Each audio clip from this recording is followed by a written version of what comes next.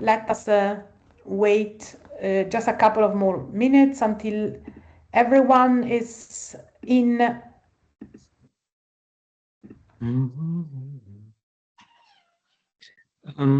Uh, you can hear me?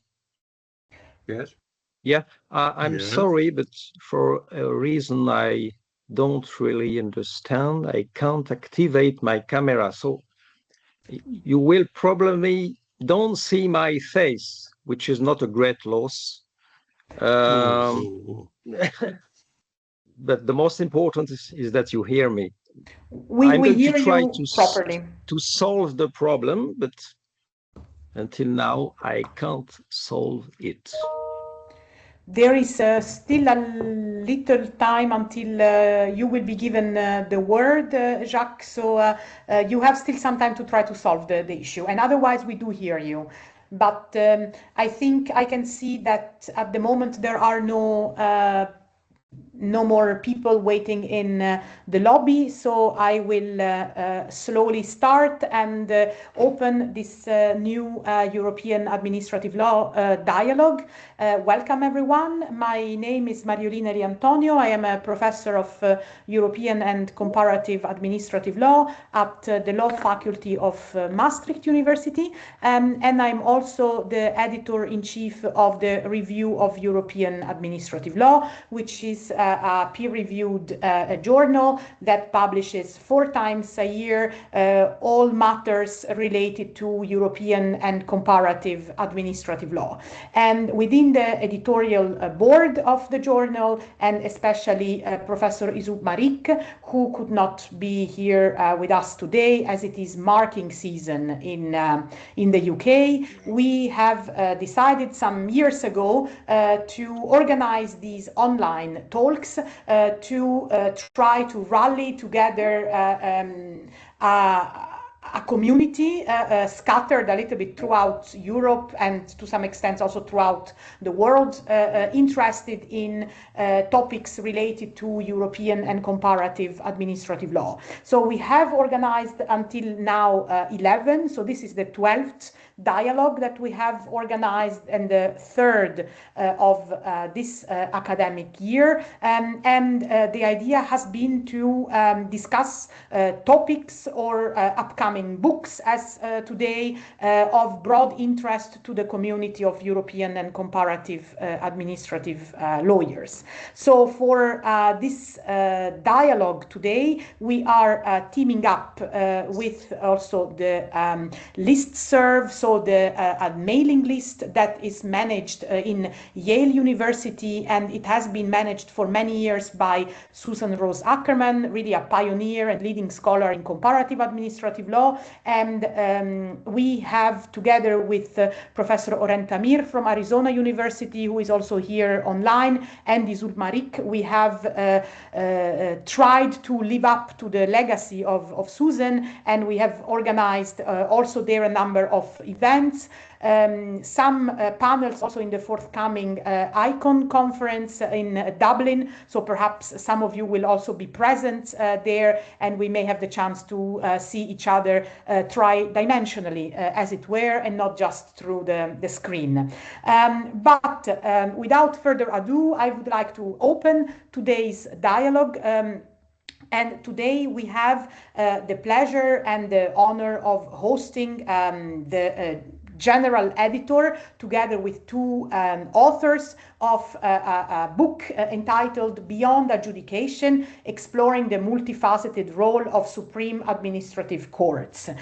So this is really a classic of comparative administrative law, the double hat of Supreme Administrative Court, but at the same time something that it seems to me has not been subject to much comparative research. So we're very happy to have Professor Wojciech Piątek today, who is a professor of law at the Institute of Administrative and Judicial Procedure at the Adam Mickiewicz University in Poland, and the main editor of the book. And we have today also 2 authors of the 2 chapter authors of the book, Thorvald Larsson, who is a senior lecturer at the Faculty of Law of Lund University in Sweden, and Jacques Petit, professor of law at the Faculty of Law and Political Science at the University of Rennes in France. And in the good old tradition of the dialogues, we have asked two colleagues to be discussant and offer observations on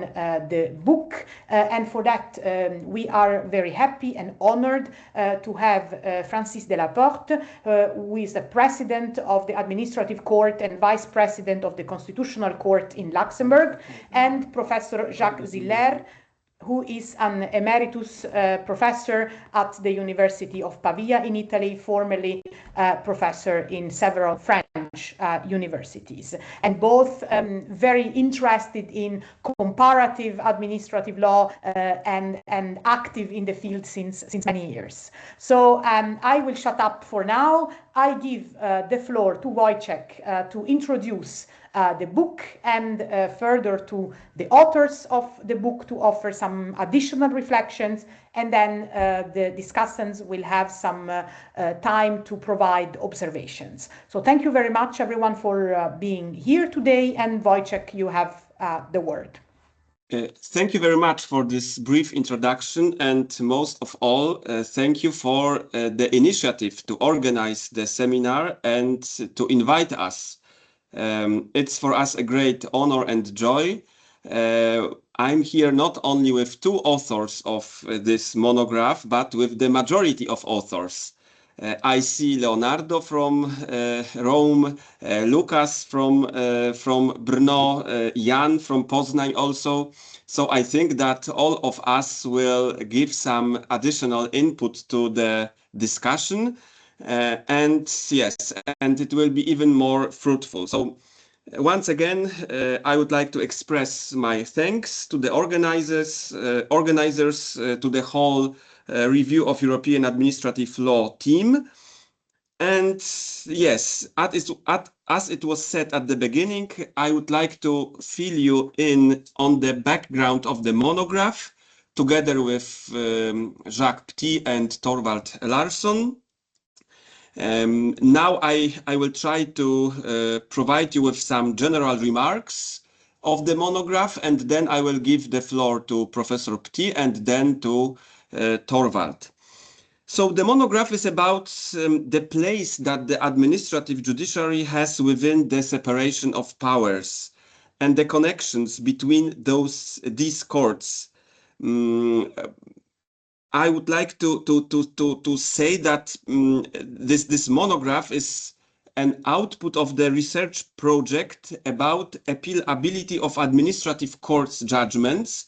It was financed by the Polish National Science Center, but within this project we saw that administrative courts exercise different competences among all states' powers.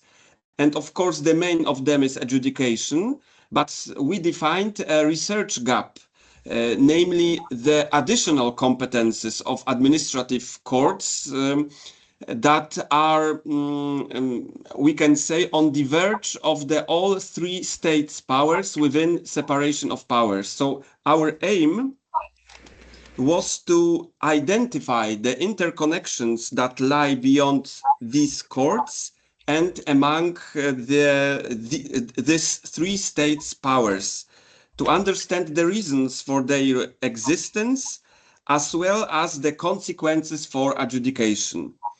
There are three assumptions that I would like to express at the beginning. So the first of them is that administrative courts belonging to the third state powers do not fulfill only adjudicative functions. They are also, to some extent, involved in legislative and administrative processes. Of course, it's traditional, we can say that this perspective is a traditional French model of administrative justice, where administrative courts are functionally linked to executive power. But also in other models from other parts of Europe, we tried to invite to this project scholars from the German legal culture, French, Scandinavian, East and Middle European countries. In all of them, there are some competences that don't have purely adjudicative nature when it comes to administrative judiciary. So administrative judiciary was for us the starting point and a very appropriate starting point to go into depth of the separation of powers. And the second assumption is that administrative justice plays a role in balancing state powers. Thanks to their administrative and judicial nature, the essence of separation of powers can be identified in details. Nowadays, in literature, the cooperation among state powers rather than their separation is constantly emphasized. There are many questions from this general statement. What does it mean in theory of this doctrine? How does the cooperation look in the example of administrative judiciary? What differences, both in the existence of the separation of powers and the administrative judiciary, to mention only the monistic and dualistic systems, are in the legal environment of particular national legal systems? Is the administrative judiciary the element of balancing the state powers? These were our starting point, the main questions that we wanted to answer during within our research. And the third general assumption is that we thought that there must be many differences between our legal systems because they have different roots. They come from different legal traditions.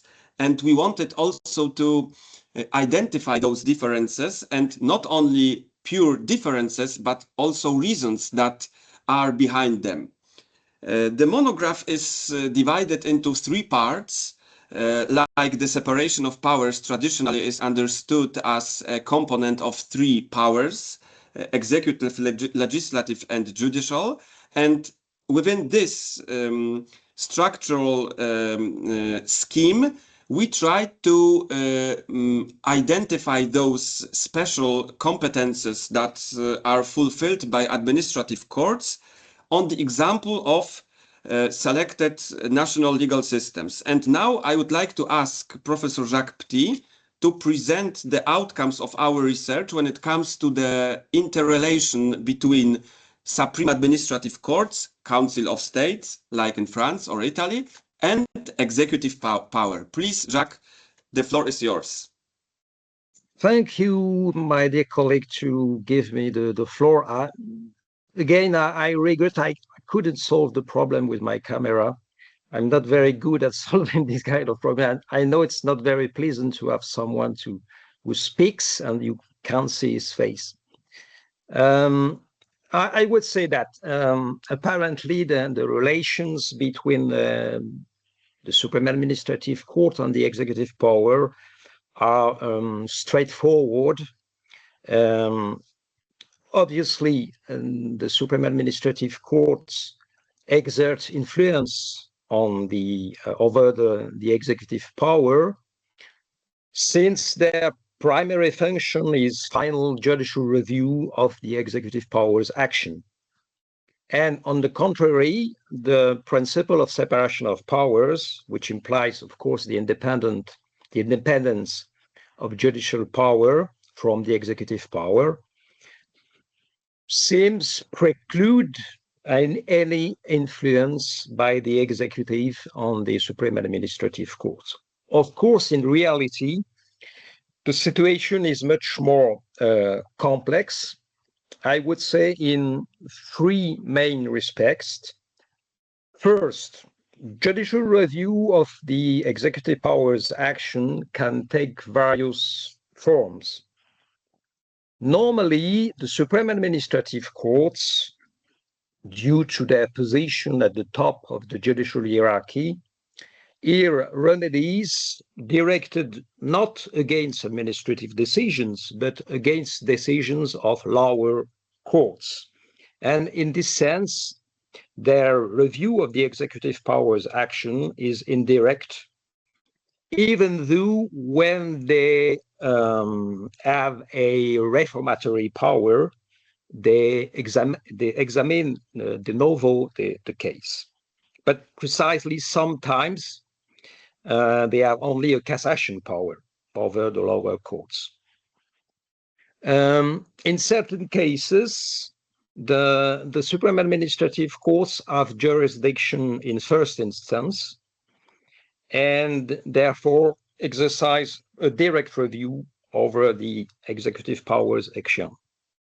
And again, this judicial review may be organized based on the cassation model or on the reformatory model. On this point, I would say that the overall trend identified by the book is toward an expansion of judicial powers, and in particular, a move beyond the cassation model of judicial review.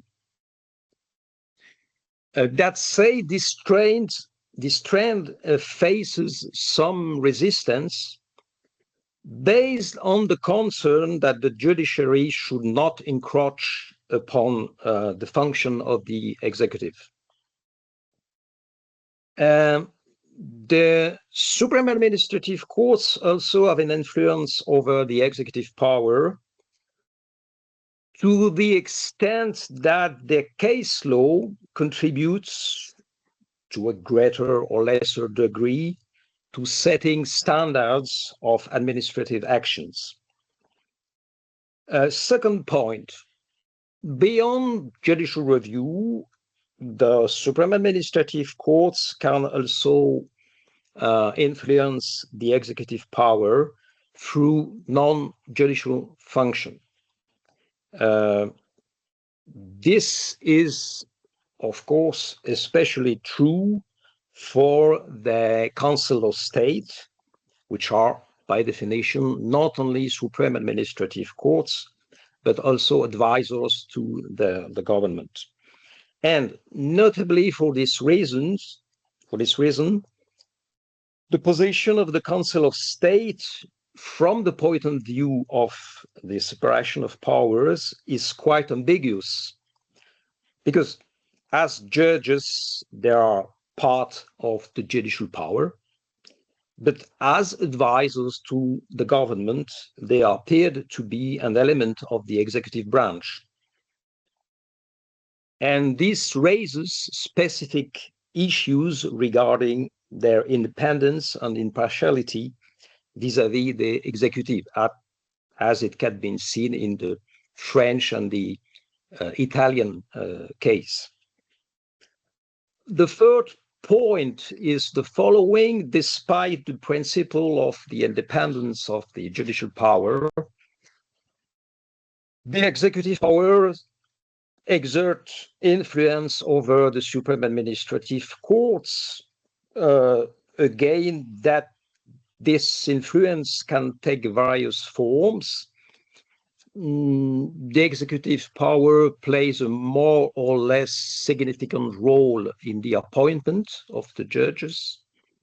It may also have a role in the administration of the court, in the management of the courts, even if this role sometimes falls to the Supreme Administrative Court itself. This is the case in Poland and in France. Another point is that the responsibility, it's the responsibility of the executive branch to ensure the enforcement of decisions issued by the Supreme Administrative Courts, and then it can render ineffective this decision. And finally, the executive branch may also exert political pressure on the Supreme Administrative Court, and this can result in a policy of self-restraint consisting of refraining from reviewing certain acts or refusing to exercise certain powers. I think those are the takeaways as to the relation between the executive power and the Supreme Administrative Courts. Thank you very much for this brief introduction to those relations. And now, Torvald, please continue our presentation. Thank you very much, Wojtek. So I've been given the task to say something about the results when it comes to the relationship between the Supreme Administrative Court and the legislative power. And here the analysis, I would say, identifies a two-way interaction. So on the one hand, the legislature influences, of course, the judiciary, and on the other, the activity of the courts influences the legislature. And this two-way interaction, I would say, reflects the understanding that the separation of power does not only regard the assignment of specific tasks to one of the branches of power, but also, and perhaps above all, the regulation of relations between those branches. So, the first form of influence of the legislative power on the judiciary is the establishment of the work of the court. This generally derives from acts of constitutional or statutory rank. And here one might say that the rank of the regulation will tell us something about the role and status of the Supreme Administrative Court in the rule of law framework. The legislature decides on the position of the Supreme Administrative Court by determining whether the court is separate from the executive or the ordinary judiciary. Consequently, depending on the model adopted, the administrative courts may be a different judicial branch or part of the ordinary courts, or a specific body situated closer to the executive. The influence of the legislature on the Supreme Administrative Court also, of course, includes determining the cognition of the court, such as appeals against decisions issued by administrative authorities, but also matters assigned to administrative courts exclusively. For example, disciplinary jurisdiction over lawyers. So also here we can see that the regulation of the cognition of the courts says something about the role of the courts in the democratic rule of law state. So that was the first form of influence of the legislature on the Supreme Administrative Court. The second form of influence is the establishment of conditions that candidates for judges and candidates for the electors must meet. This form of influence manifests firstly in determining what conditions, in terms of age, education, professional experience, should be met by a judge of the court. Second, this form of interaction manifests in regulating the conditions to be met by the elector of judges. Naturally, the appointment of judges, including the Supreme Administrative Court, takes place differently in different countries. However, the common element is the appointment to the position of judge by the highest level of state authorities, such as President, King or Queen, or Minister of Justice, or, as in Sweden, the government as a whole. This appointment is generally preceded by an evaluation of the candidate by a specific board with advisory competence. So, regarding the influence of the Supreme Administrative Court on the legislature, the analysis highlights first the question of interpretation of the law passed by Parliament, because by assuming a law as the grounds for its decisions, the Supreme Administrative Court gives that law a particular meaning. This issue is particularly evident in situations in which the terms used in the law are not given a precise meaning, or the meaning given has become obsolete with time. In such case, the Supreme Administrative Court becomes a co-creator of the law, as it draws the boundary of applying a given legal norm by determining what does or does not fall within its normative scope. Another form of influence of the Supreme Administrative Court on the legislature is the review of the constitutionality of laws. And this influence can be exercised in two ways. Either the Supreme Administrative Court independently examines the constitutionality of the law to be applied, or the Supreme Administrative Court initiates the proceedings to test constitutionality before the Constitutional Court. The method of constitutional review, of course, depends in the first place on whether there is a separate body or tribunal with constitutionality review competences. The third form of the analyzed influence of the Supreme Administrative Court on the legislature is the advisory tasks performed by either the Supreme Administrative Court or its judges. In some jurisdictions, the Supreme Administrative Court, in addition to its judicial function, also has an advisory or consultative role towards the legislature. Thus, the Supreme Administrative Court supports the legislature in its primary task, lawmaking. Depending on the legal system, this consultation may be mandatory or optional. It may be carried out on a permanent or an ad hoc basis, where there is a need for consultation about a specific legislative intention. And the opinion by the Supreme Administrative Court may be either binding or non-binding. To conclude, the analysis highlights the mutual two-way interaction between powers between the Supreme Administrative Court and the legislative powers. And it shows that the interaction is complex and takes form in various ways in different legal systems. And it is not possible to determine which direction of influence is more important for the balance between the different centers of power. Rather, the two directions of influence, the checks and balances, should be considered equally important. Whereas the analysis highlights the importance of the interaction of powers for the protection of the rule of law and human rights and freedoms, it also identifies some risks that arise in this context.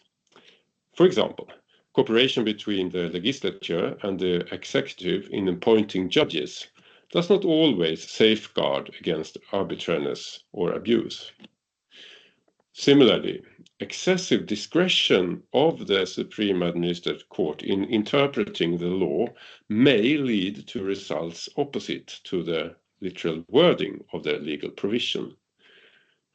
For this reason, it is important, I think, to study the normative development of the relationship between the Supreme Administrative Court and the legislative powers.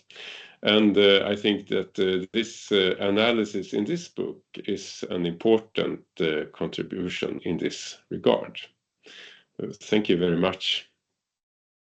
Thank you, Torvald, very much. In 2 minutes, I would like to tell you something about the relations between Supreme Administrative Courts and judicial power, and then we will finish our presentation. So I would like only to focus your attention on 2 points, namely the position which the Supreme Administrative Courts have within judicial power, because they are a part of judicial power. So their competences, they depend on this position. For example, if there is no constitutional court, Supreme Administrative Courts are usually responsible for the control over the constitution in a particular legal dispute. If there is a constitutional court, then this court can have a an upper position towards Supreme Administrative Courts, like in Germany. It is even possible to quash the judgments of the Bundesverwaltungsgericht by the Federal Constitutional Court. And Supreme Administrative Courts can also exercise their specific competences within judicial power. They can be disciplinary courts for judges from all branches, like in Czech Republic and Slovakia, or they have more specific competences concerning judges' positions, judges' specific competences inside judicial power, like, for example, control over transfer to another division within the same court, temporary suspension from office, or salary reductions. Those competences are known for the French and Polish Supreme Administrative Courts. And coming to the end with our presentations, I think that the main conclusion is that separation of powers can be differently understood in various national legal orders. There is no one perhaps there is one idea, but with many differences across different European legal cultures. And the second conclusion, besides those specific that were presented by Jacques and Torvald and me, legal tradition, legal culture plays a considerable role in understanding the position of Supreme Administrative Courts, and there is a strong need to, due to their position across, in between all powers, it is a strong need to preserve their independence and the stability of the entire legal system. Thank you very much for your attention. Thank you. Thank you very much to all our three speakers. And Monsieur Delaporte, you have the word. Thank you very much. You are still muted. I think you need to unmute so that we can hear you.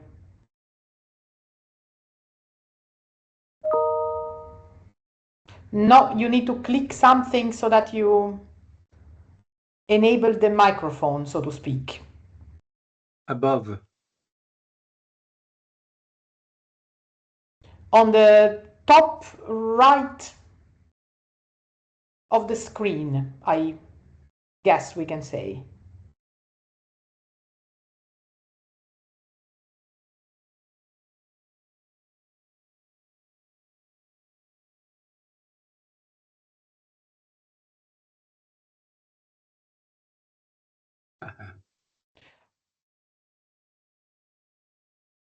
Or perhaps, should we maybe, Professor Ziller, maybe do switch the orders after all? All right, if you want.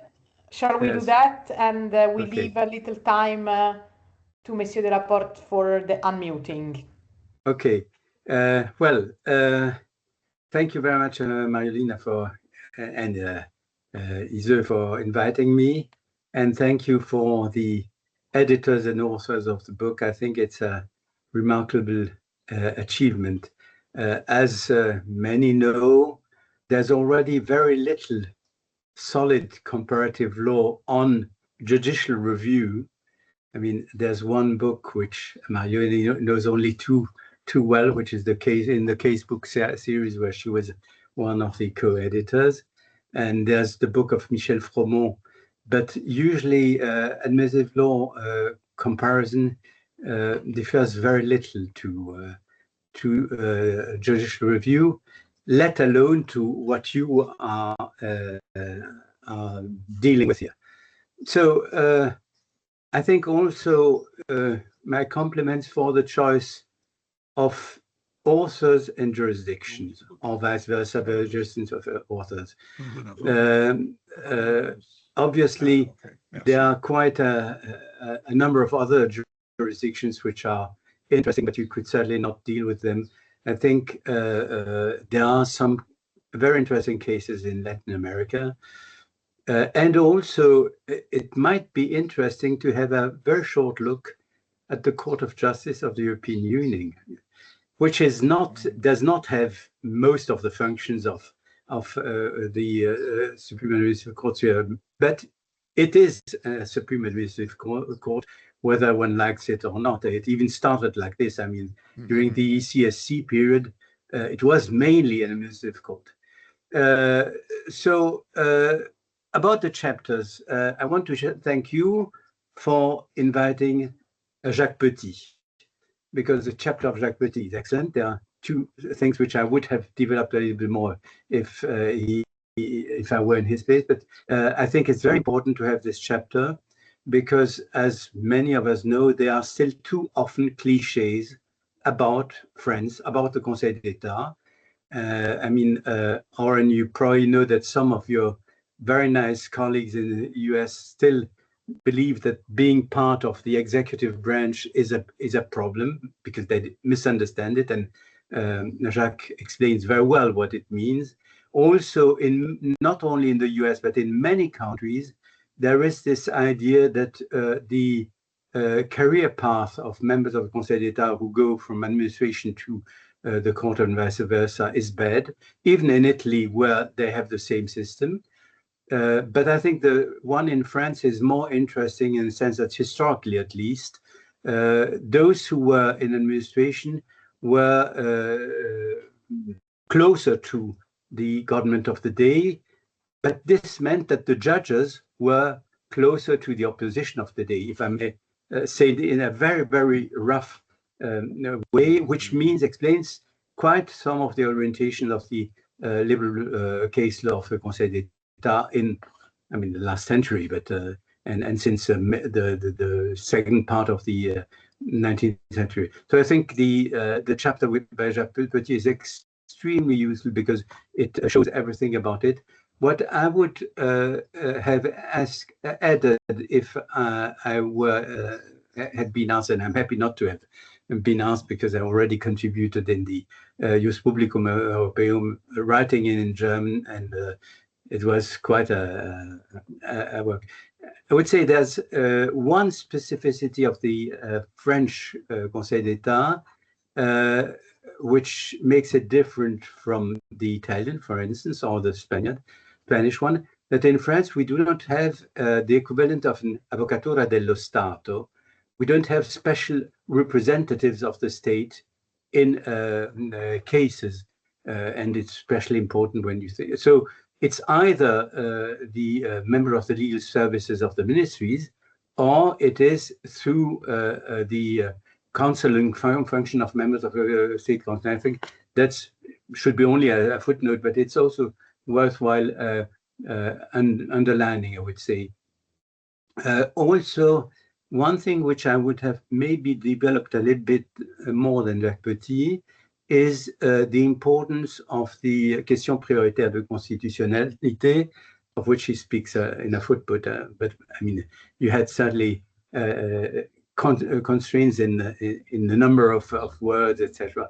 But because I think that's very interesting in the fact that both the Conseil d'État and the Cour de Cassation have this filtering role, which other courts do not have, and which I think is quite successful if you compare with the overload of the constitutional courts in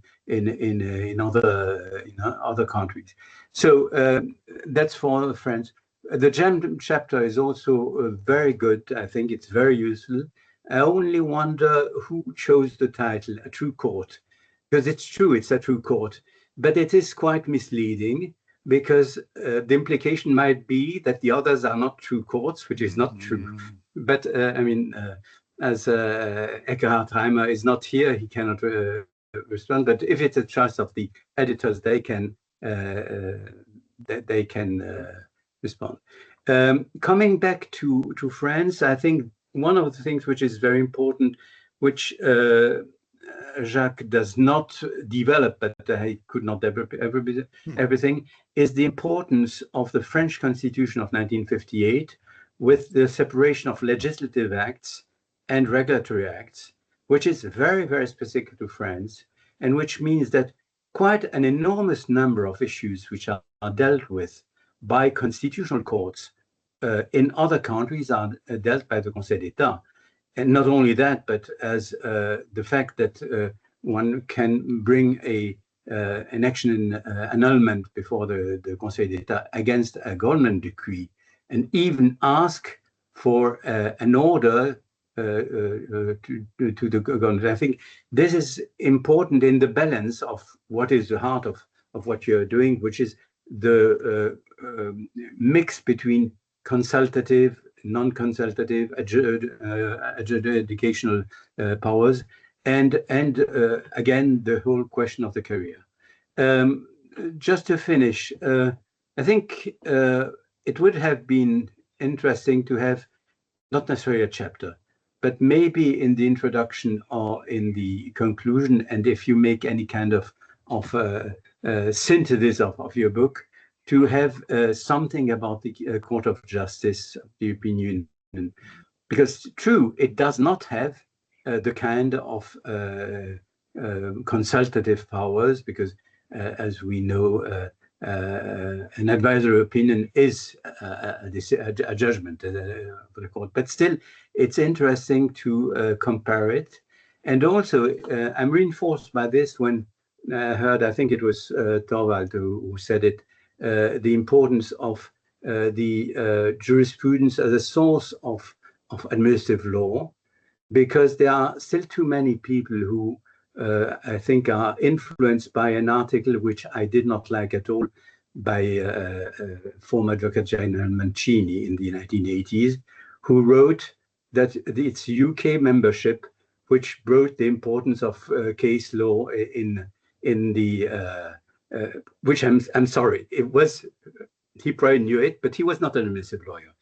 He was a labor lawyer, which is totally untrue. I mean, we know perfectly well that French administrative law historically has been developed by the court. So that's all I had to say. Again, compliments. I think it's a very, very useful book, and I hope it will be read by a lot of people.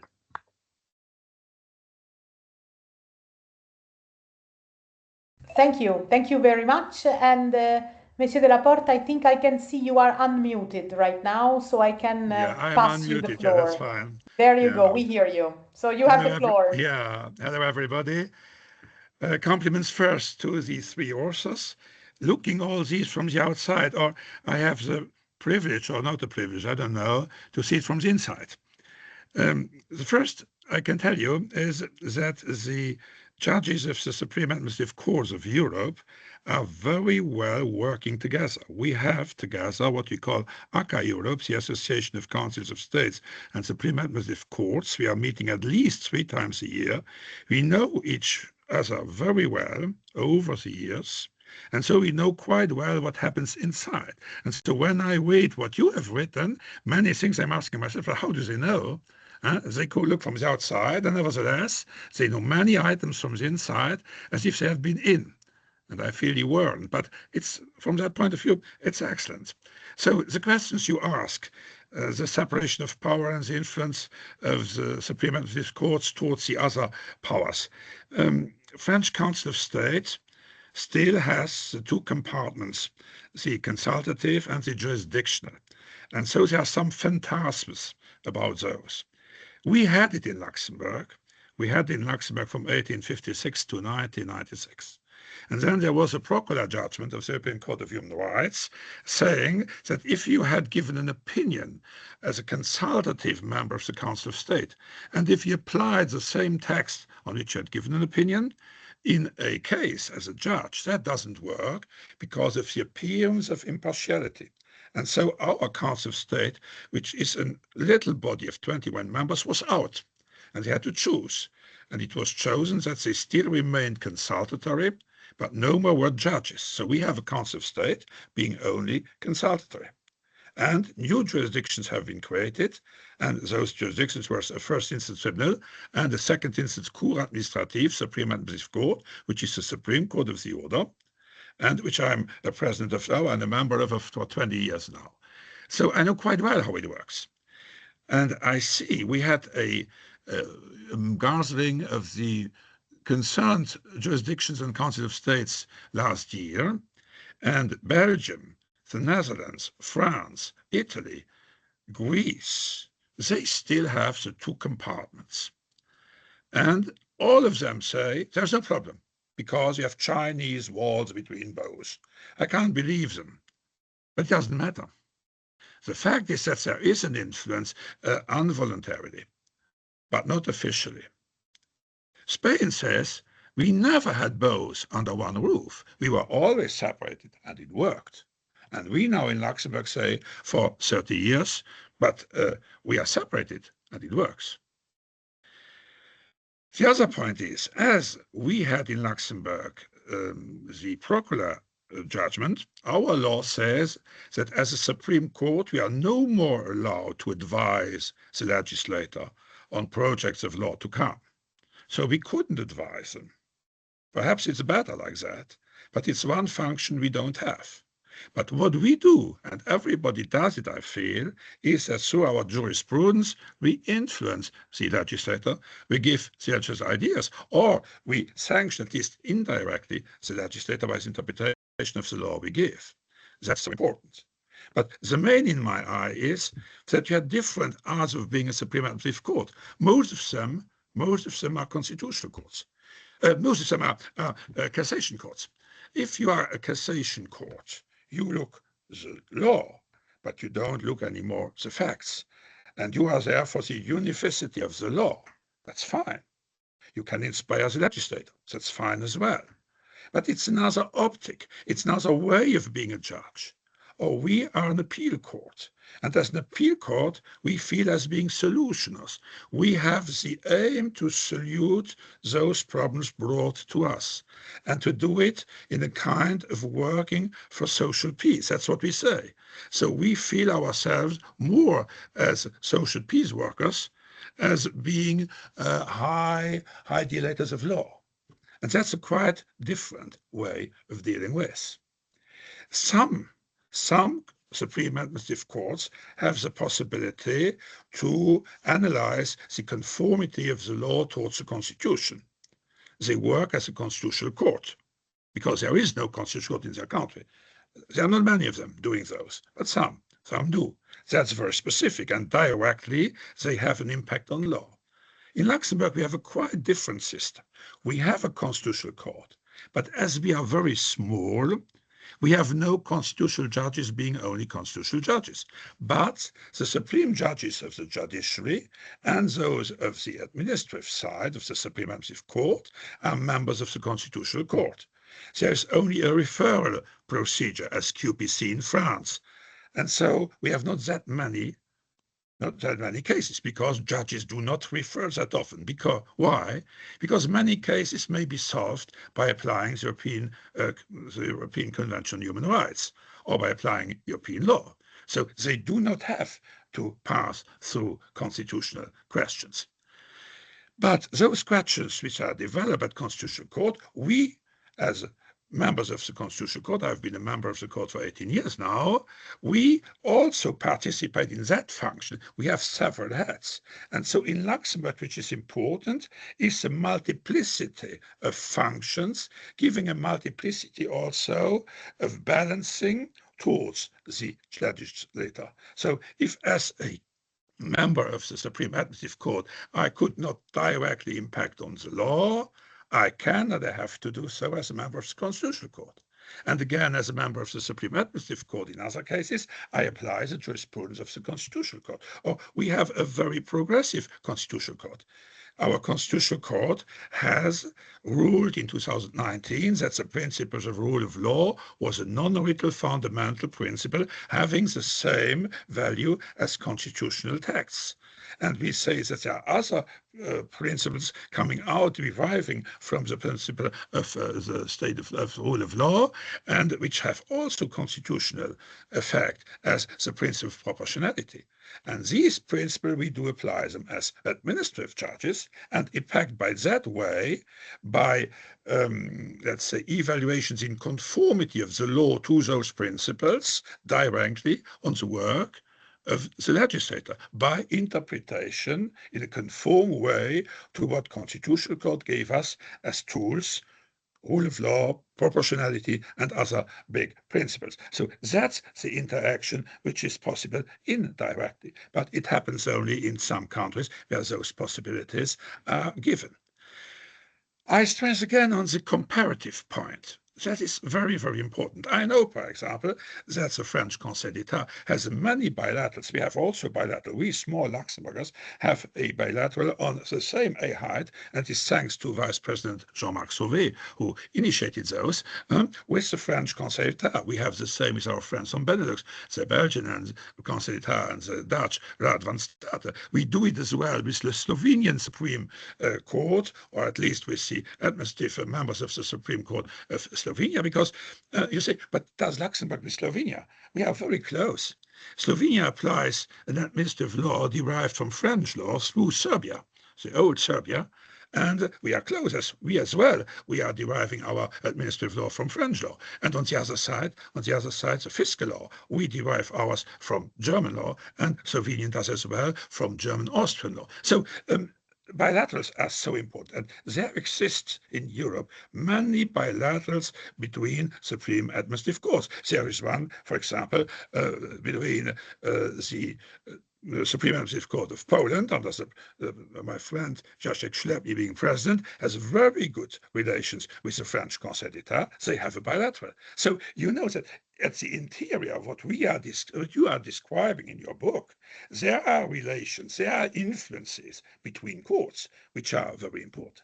And then Professor Ziller was quite right to say the European Court of Justice, our neighbor here in Luxembourg, they are Supreme Administrative Court, or at least a general court is the Supreme Administrative Court, or a sub-supreme administrative court, and the court is the Supreme Administrative Court. They are also kind of a constitutional court. So the importance of ECJ is enormous. And having Kuhn-Lehnertz preaching to us each time values, principles, rules, and now having the judgment of the 21st of April directly applying a value, so interesting, towards Hungary.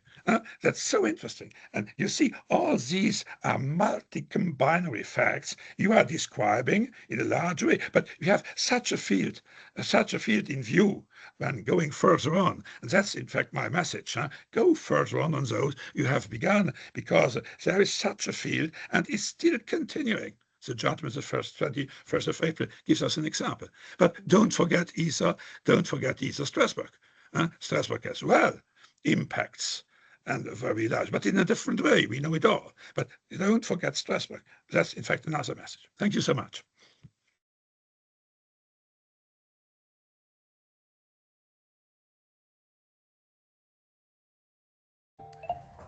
So thank you very much.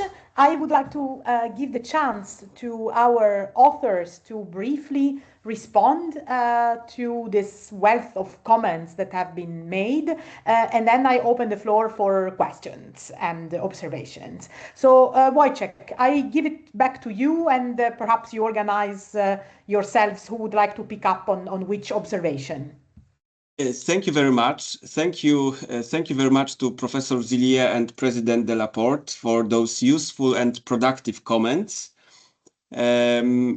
I think that because there are many of our authors, and I assume that at least some of them would like to share their opinions, I will try to tell you something quickly. First of all, when it comes to the German chapter of this monograph and the title, the German Bundesverwaltungsgericht, a true court, it was not about a distinction between this court and other courts that are also a subject of our analysis, but it was about the lack of additional competences that in Germany the Supreme Administrative Court exercises towards executive and legislative powers. So we had some difficulties with Germany because from this perspective, that administrative judiciary in Germany, and most of all, Federal Administrative Court is focused mainly on adjudication, we wanted to express this pure adjudicative competence, and therefore we named this chapter with this expression, a true court. That's the first remark. The second remark, I would perhaps add something to the multiplying of functions that were expressed by the President Delaporte. In Poland, when it comes to Constitutional Court, we have a next version of this multiplying, because as you know, on the one hand, we have this Constitutional Court as a structure, but on the other hand, there are many doubts when it comes to the impartiality of this court. So the answer of the judiciary is to give up the idea to ask the Constitutional Court for some constitutional assessment in particular disputes, and to do it by the courts themselves. So in reality, Supreme Administrative Court is to some extent a constitutional court in Poland, because judges don't like to ask the Constitutional Court for specific questions. They try to solve them alone. So it is a next version, yes, of this multiplying of functions. Of course, for us it was clear that we have to invite to this monograph Professor Jacques Petit, not only because he's my great friend, but because of the French system, and I'm really grateful to him, and I also like this chapter very much, the same like the other chapters. In my view, the perspective of the Middle European countries in comparison to France, to Italy, to Germany is also worth deeper consideration. And in my view, those chapters are also quite productive and informative when it comes to the whole picture of different European styles, cultures, governing administrative judiciary. That's all from my side. And if the other authors want to add something, then please, the floor is yours. I see Jan. Jan is also an author of one of the chapters about Poland. So please, Jan. Hello, everyone.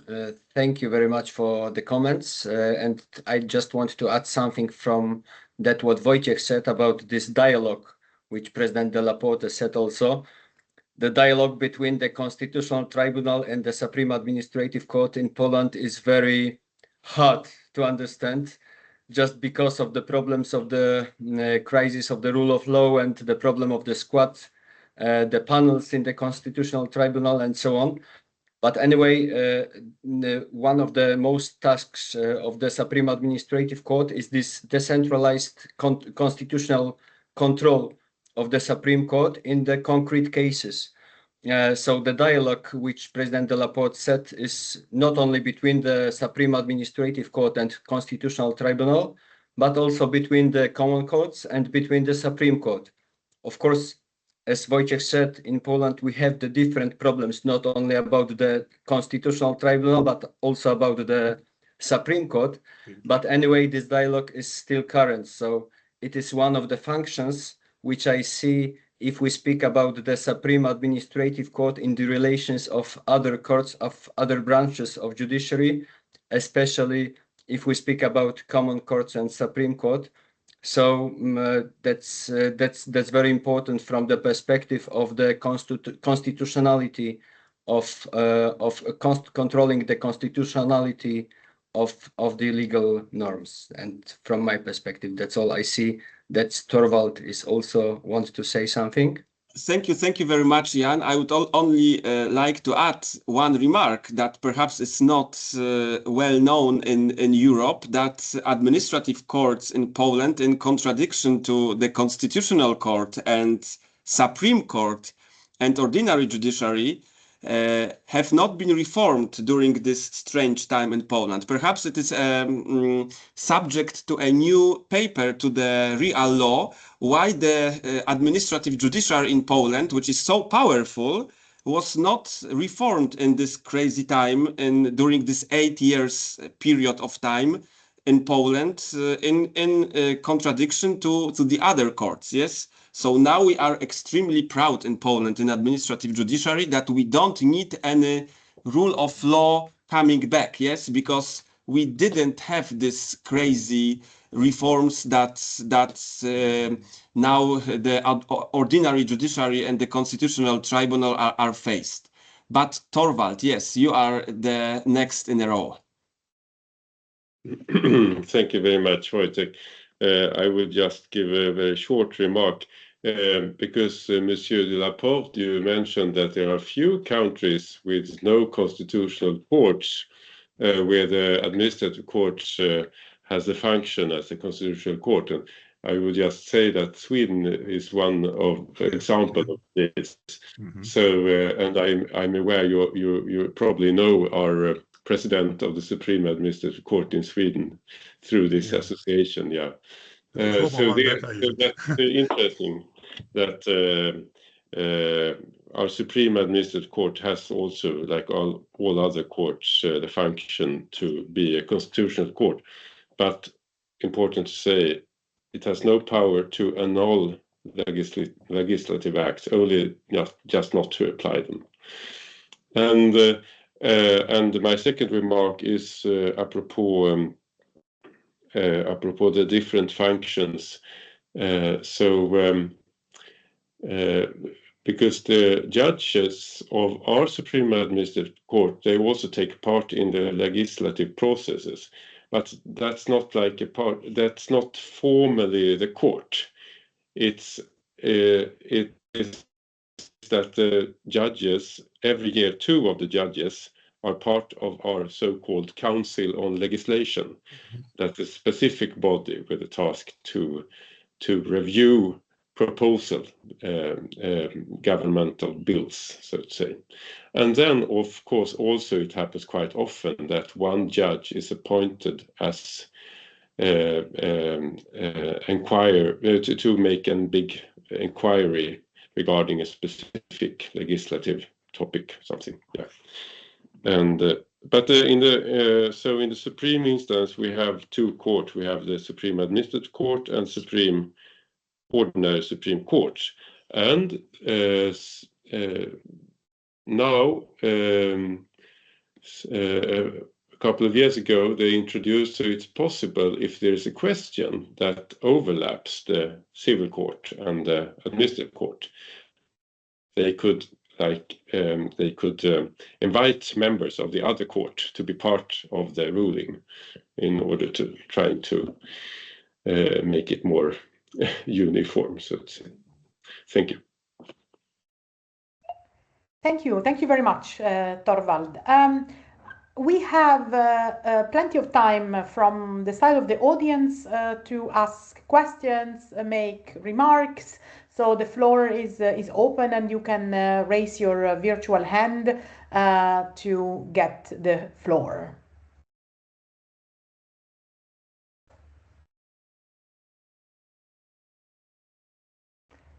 Leonardo, yes. And Oren afterwards. Thank you. And first of all, let me thank you, Mariolina, Oren, and Isel for these initiatives. These are very precious and they combine us from all over the world. So thank you very much. And also, I would like to say that this initiative in which I was involved really made us wonder about some aspects that are not considered when you study a legal system from within. I try to make myself a little bit clearer. There are certain relations between Supreme Administrative Courts and the other powers, typically, as in my case, the legislative powers, that are not so evident from within. You reflect upon them only when you are asked to study this and to compare them with what happens in other legal systems. And the importance of informal relations is interesting because it is not enshrined within general pieces of legislation, but emerges from practice that consolidates a long time. And in Italy, it is a practice that is quite long-lasting. I'm referring in particular to the role of the Council of State as an institution, and with regard to its members, of being part of commissions that are asked to draft, for instance, the Code of Administrative Judicial Procedure, the Code of Public Contracts. So in really an active role in drafting. And then there are also other ways in which they intervene in the legislative, in the lawmaking, let's say, process. But really ask us to delve in this, make us see something that from within a legal system is not so evident. So this is probably one of the aspects that have not been mentioned yet in the debate, and I think that Wojciech has done a real job in asking us to reflect upon this. So it was just a consideration, and maybe also this emerges even in the other parts of the book. Indeed, when you say that comparative law teaches you something about your own legal system, right? That this was also my experience with comparative administrative law. Absolutely. Oren, I give you the floor. Hi, everybody. Can you hear me okay? Okay, yeah, great. So congratulations to the authors and Wojciech for editing this really important volume. I just got our library to get it, so I'm going to read it soon. So I wanted to start just by saying something, quickly reacting, because Jacques mentioned the kind of US reaction to the continental model of administrative judiciary. Just want to say that today, I think the US, even though historically, of course, the common law model of administrative law is as a reaction or an aversion to that kind of model. I think what we're seeing today, especially in the United States, is actually a kind of a trend that comes closer to what the US thought originally is the kind of, the horrible nightmare of the continental model. You know what's going on in the US. There's the kind of growing influence of the unitary executive theory, where essentially the president is more and more, by the Supreme Court, getting control over the appointments, not about the Supreme Administrative Tribunal, there is no such thing, but about agency adjudication, administrative adjudication. Essentially, the president can get more and more control over individual adjudication. And I should say also, there's an article I just wanted to flag. I think it's pretty interesting comparatively, by a really good scholar from Indiana University, that talks about how the DC Circuit, one of the influential courts in the US, acts de facto like a Conseil d'Etat. By a confluence of factors. It's not a deliberate design, or in some ways, but in fact, there are these influences of the kind of continental model of administrative adjudication and administrative law also in the US. So I don't think we can say, as we once did, that the US or the common law model is that different. But I guess my question, what I wanted to ask, I think the volume is incredibly important. And I look forward to reading it. And I'm also interested very much in the aspect between how the rivalry between the Supreme Administrative Tribunals or courts and the Constitutional Tribunal, which we just touched on in the kind of latter portion of this. But I wonder, one thing that I was curious about, one of the things that you consistently emphasize and I assume come out from the chapters as well, is that there are differences across these models across countries. And my question to you is whether those differences, and I guess Germany is a special case that we probably need to put to the side, but what explains the divergences? I specifically wonder, are the differences across in terms of what is the administrative profile of a particular Supreme Administrative Court or Conseil d'Etat? Or what is the exact relationship between those bodies and the executive? Are they explained more by kind of historical accidents, contingent factors? Or is there a deliberate sort of choice and different model of what the function of an administrative tribunal, a Supreme Administrative Court, should actually do? can we see within this within this madness, some logic, or is there's no logic, and essentially what we're seeing is just a result of the difference in legal frameworks or differences in the history of how these models developed? So that's kind of my big question. I don't know if you have any thoughts on that. Thank you, Oren. I see. Yes, Jacques, you would like to intervene. I think Oren asked a very, very important question. And I think one thing to take into account is the administration itself. What is it? What are the bodies and the people you're adjudicating on? And a number of people do not understand that the French administration, since the middle of the 18th century, has been mainly an administration of engineers, not of lawyers. So the role of the Conseil de Préfecture and Conseil d'État was a certain role. Whereas if you take the German administration, the Prussian and nowadays German administration is typically, even not only, an administration of lawyers.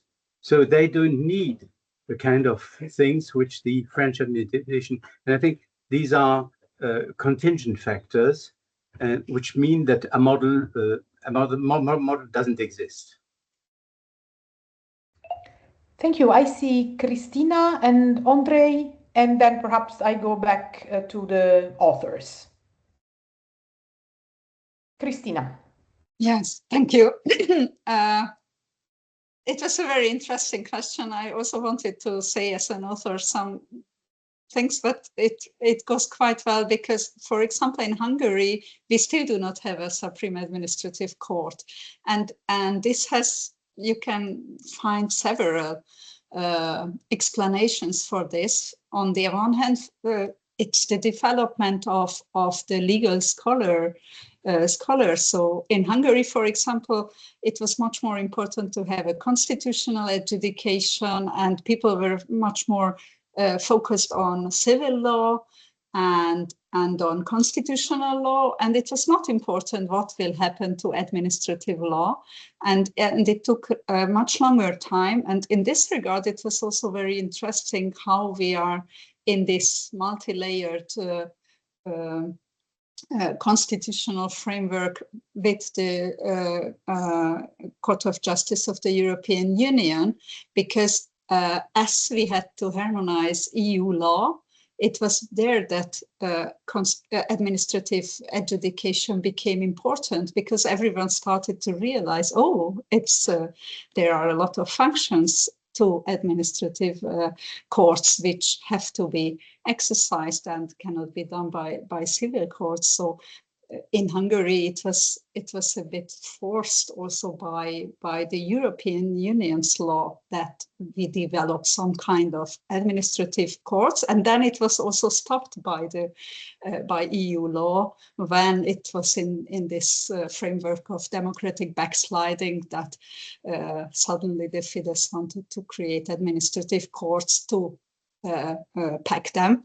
And so we are now in a new moment, and we will see how we can develop further our administrative adjudication. But I think in this relation, also the CJEU also played a very important role of safeguarding rule of law in this relation between judicial power and Supreme Court, because our first instance administrative judges, they went to Luxembourg and asked for preliminary references, tried to fight back both the Supreme Court's decisions and legislative decisions.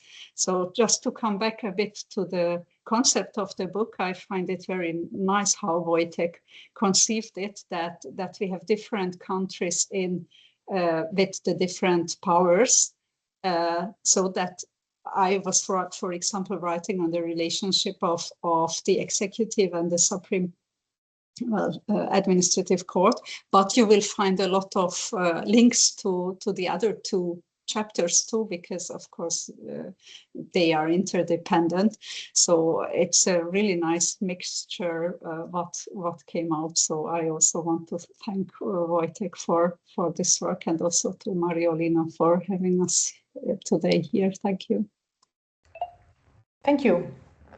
Andrei. Thank you. Hello, everyone. Thank you for this discussion. I'm really looking forward to reading the book. I am speaking to you from Brno in the Czech Republic, and I have a more of a comment as to what the colleague who just left said. I think there is certainly an issue with sort of identifying the reasons for the various divergent paths that the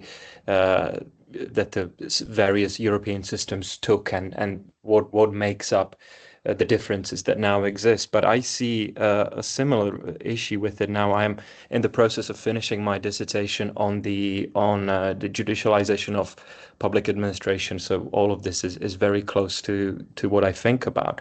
And in the context of the Czech Republic, there isn't just an issue of explaining the differences. There is an issue of a lack of some kind of central self-conception of the system.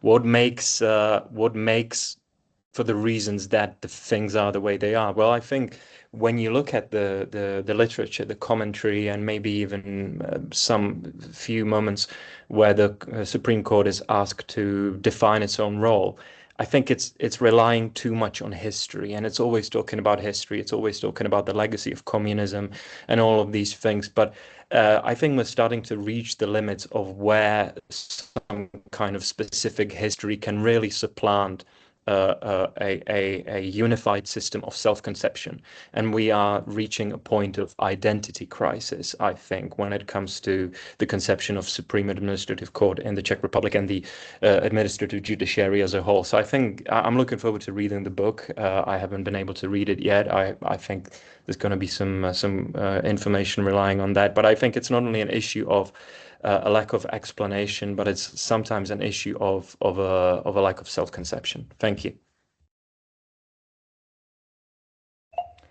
Thank you very much. I do not see raised hands for the moment, so I give the floor back to Wojciech to perhaps respond to any of the comments that have been made or any additional observations. Thank you very much. Thank you for all the comments that are inspiring for further research, I would say. When it comes to this question concerning constitutional tribunal and administrative judiciary, it is, I think, a subject for a further research. What I can say on that is that we have in Europe at least two traditions of controlling the constitutionality of legal norms, yes?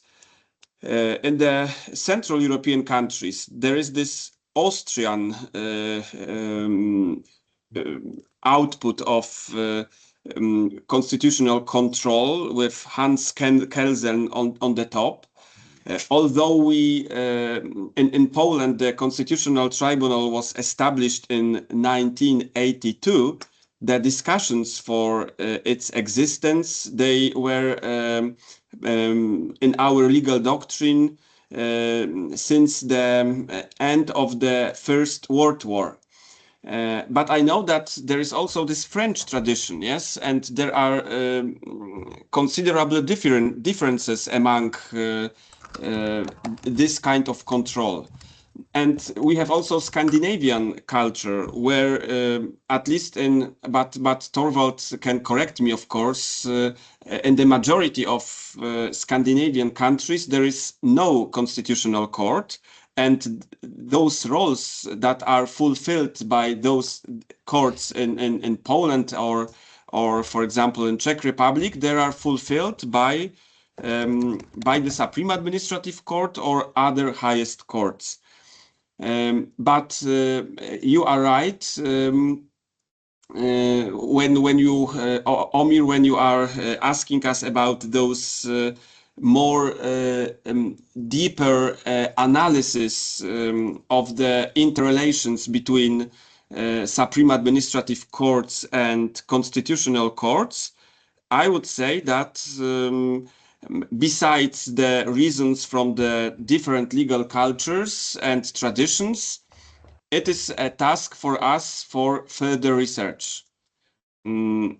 Yes, I think it was the main issue to be answered. But yes, if there are other questions, I think that all authors, likewise me, we are ready to answer those questions. And once again, thank you for all your especially critical remarks. Thank you.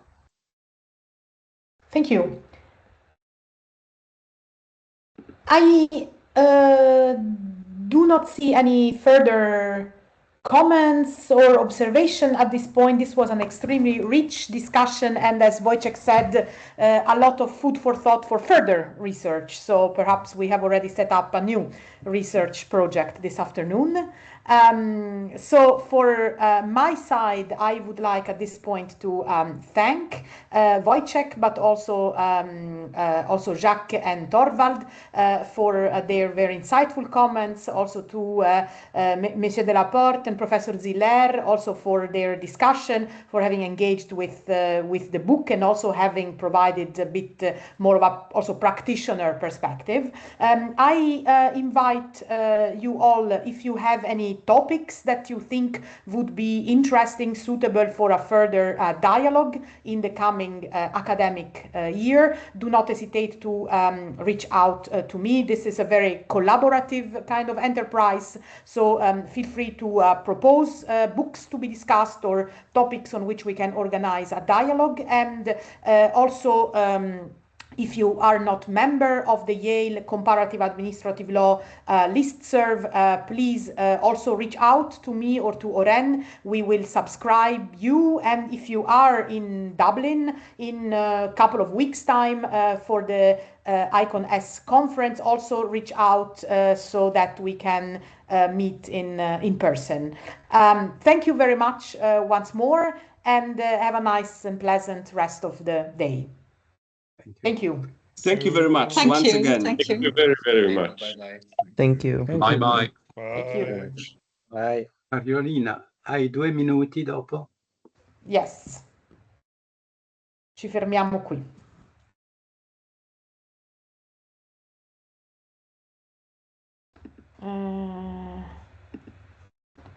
Ecco. Aspetta, vediamo un po' se possiamo. Probabilmente Delaporte è andato via, ma il suo. Ma guarda, secondo me possiamo anche. Sì, allora. Remove from meeting, ecco qui, ecco. E anche qui. Remove from meeting. Ecco qui. Ci siamo. Ecco, Eccoci qua. era una cosa, a Dublin vedrai di sicuro Herwig Hoffmann. E non solo. Allora, sai che abbiamo fatto una revisione, cioè aggiungere al renewal. Del renewal, sì, l'avevo visto. E sarebbe utile LinkedIn. Organizzare un dialogo su questo. Bene, sì, perfetto. Perché adesso è online e è una cosa che interessa un po' tutti, perché ovviamente l'intelligenza artificiale e il procedimento è una cosa. Ecco. E, visto che vedrai Herwig, ma comunque è solo avere in mente tra le diverse cose che si Perfetto, perfetto, ma guarda, potreste essere già, non so, tu ed Herwig che presentate le model rules, e dovremmo forse invitare allora qualcuno che magari non è coinvolto nel progetto per dare un feedback. Non so chi ti viene in mente che potrebbe. Ci sono un sacco. Devo parlare perché, per esempio, Diana, che oggi è a Bruxelles per la presentazione del suo libro, ha già parlato con, come si chiama, quello che è il relatore del Parlamento, che è molto bravo. Ci sono un sacco di persone, ma ne parlo con lei e poi perché anche Paul è come io, essendo pensionato hai un po' meno di cose, però penso che una cosa con un po' di noi e poi una discussione, anche qui la discussione transatlantica sarebbe molto utile. Certo, certo, questa possiamo Sì, sì. coinvolgere effettivamente anche Oren e Eh, qualcuno dei Oren, suoi sì, certo. contatti, insomma, Sì, assolutamente. degli Stati Uniti, Sì, sì. assolutamente. Facciamo così, tanto abbiamo un pochino di tempo, perché Sì, sì, comunque la prima parte di settembre c'è è sempre, già occupata. c'è ICONES, c'è non ICONES, Sì, scusami, sì. è lo European Law Unbound a Lisbona, quindi un sacco di Sì, gente sì. andrà lì, Chi è eccetera. che ha trovato questo nome che fa pensare a un film di... Guarda, coso, come si chiama? Weiler, chi l'ha potuta trovare, Certo. secondo me? È lui che, insomma, si doveva unbound da tutti i suoi constraints. Joe Weiler Unbound Joe, è esatto, un po' sempre Joe stato Weiler Society Unleashed, Unbound. Weiler Unleashed. Unleashed e Unbound, sono tutte e due con la U, quindi va bene uguale. Quindi io Sì, direi tanto, comunque sì, parliamo della fine di settembre, sì, inizio sì, ottobre, quindi abbiamo sì, sì. tempo. Se tu senti allora Diana, Sì, chiedile ma magari io ne parlo qualche... comunque con tutti i membri del gruppo, perché anche benissimo, Giacinto perfetto. c'era, E allora eccetera. noi Quindi, organizziamo il dialogue così sì, e poi diciamo gli date forma anche voi sì. internamente, semplicemente se mi dai Sì, qualche perché nome. la cosa che trovo molto utile è che visto che è registrato, ci sono un sacco di persone che poi lo possono vedere. Rivedere, Sì, sì. assolutamente, certamente, Bene, certamente. Va bene, ci teniamo sicuramente in contatto allora, dai. benissimo. Bene, Benissimo, un bacione, un abbraccio. Ciao ciao Jacques, ciao, a presto. a presto.